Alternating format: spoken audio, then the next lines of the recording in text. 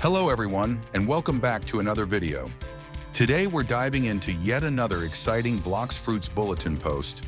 And let me tell you, while this one might not be overflowing with dozens of huge updates, it's absolutely packed with interesting content that's worth talking about. We're looking at sword reworks, a potential new island, brand new achievements, and a whole lot more. As always, I'll be walking you through every single detail, breaking things down in a way that makes everything easy to follow, and of course, sharing my own thoughts, theories, and opinions along the way. So without wasting any more time, let's dive straight into it. This one is basically a continuation of the story introduced in the previous bulletin. The one about discovering a journal inside a crate, possibly hinting at some sort of new system or lore mechanic. Now, while this bulletin doesn't drop a ton of new information about that storyline, it definitely gives us enough to speculate. If you take a close look at the image attached to this post, you'll notice one of the pages highlights Shedletsky, a name that might sound familiar to older Roblox players. Shedletsky was a former director at Roblox, and within the community, he's known as that rather powerful figure. What really caught my attention in this section, though, was the final line. If the rest of the journal is anything like these early pages, this could be the most insightful record of knowledge and observation we've uncovered in years. This line really reinforces my earlier theory, that this journal might lead to some kind of enchantment system. Think enchantment books, rare scrolls, or lore-based power-ups. Aside from this speculation, though, there isn't too much else in this specific bulletin. These Q&A sections always bring us the meatiest details in these blog posts, and this one didn't disappoint. Let's kick it off with a question by Zeph. Can we expect monthly or weekly sneak peeks? Now here's where things get a little odd. The devs seem to have reworded the original question. From what I understand, it wasn't about sneak peeks. It was about update frequency. So, why would they change that? Why not just address what's on everyone's minds? The long wait between updates. I really wish they'd be more transparent and open with the community, especially when it comes to these common, burning questions. It feels kind of forced, just like the deleted question in the 6th bulletin that involved Control and Celestial. If you haven't seen it yet, check out my video covering the 6th bulletin. I went over everything regarding the Control rework there. Now, the devs mentioned they plan to use blogs to provide early-stage updates when content is still in development. And that makes sense, in theory. But this didn't seem to apply to the Gravity update, did it? Maybe this one is bigger than that? We'll see. With the old seas being reimagined, the devs have partially confirmed that we're getting map reworks. And with those changes come new optional quests. These quests won't be locked behind high-level bosses.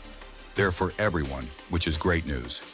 It's one of the first steps in the grinding revamp they previously hinted at, and honestly, I'm all for it. Now here's something interesting. We're getting new achievements, but here's the twist. They're not Roblox badges.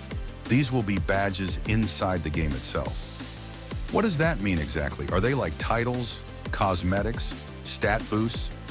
We don't know for sure yet, but knowing the devs, whatever they come up with will probably be straight fire. The devs also revealed that they plan to turn Valor into a material, similar to bones, hearts, and other existing resources. That opens the door for future subclasses that each come with their own unique currencies and mechanics. Super exciting idea. Here's a big one. The devs are considering a system where endgame players can choose their own sea events. Honestly, I'm not sure how to feel about this yet. Will we really be able to select events like Leviathan? That might ruin the grind and make it way too easy. Personally, I think increasing the chances of sea events spawning would be a better approach, especially for smaller ones like sharks and ships, which I honestly don't mind running into. Now here's a juicy section. This part of the blog straight up confirms some huge things, including advanced skills, like what we saw with Dragon Talon, and news about a separate place for Sharkman Karate. It's not fully confirmed yet, but realistically, what else are they going to do? They're not going to leave those Sea Castle NPCs to rot. There's definitely something brewing here. This one leans heavily into speculation territory. The bulletin is based on a ranger's report about a stream near Ridge Hollow completely drying up. Is this a hint at a new island? Could Ridge Hollow be a location we'll actually visit? I'd personally love to see a forest-themed island in Blox Fruits. Just imagine PvPing in a deep forest, with trees and natural cover. It would be so fun. And then there's the weird part. The ingredients are getting more bizarre. Instead of collecting wild peppers, we're now looking at old boots. Could this be a subtle hint at fishing? Honestly, I have no idea. Yes, we're finally getting sword reworks. This includes missing model updates, ability reworks, and maybe more. Some swords, like Hallow Scythe, haven't received any reworks at all since they were added. In the new image, we can spot Cutlass, Spiky Trident, Twin Hooks, and a few others. So we're definitely seeing some visual updates, but I'm hoping they go beyond just appearances. I want to see M1 animation reworks. Right now, most M1s feel copy-pasted. I'd love for each sword to have its own flow, twists, and identity. This is a huge opportunity for the devs to make swords feel unique and powerful, and I really hope they go all in. Let me know what you think about all of this. Drop your thoughts in the comments below.